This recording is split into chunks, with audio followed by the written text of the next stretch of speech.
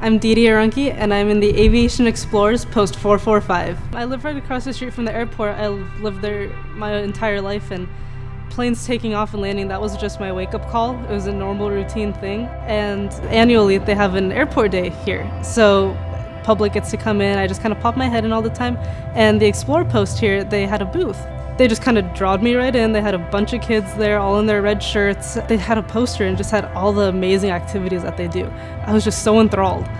I initially thought photography was my thing. I had done that all throughout high school and, bought a nice camera and everything. And then just being in the Post, exposed to so much and just the networking and camaraderie, I fell in love with that. It was my calling. I needed to do it. And, I just sealed the deal, sold my camera. That money went straight to my schooling education, and through the Post as well, I found out that it's not just, flying and piloting. There's mechanics, there's avionics, there's so many other things, and I fell in love with the mechanics aspect of it. And because I fell in love with the mechanics side of it, I'm pursuing that as a career. I'm going to school, taking my classes, and in 2 to 3 years, I'll be a certified airframe and power plant mechanic. You can't stray off when you're in high school either.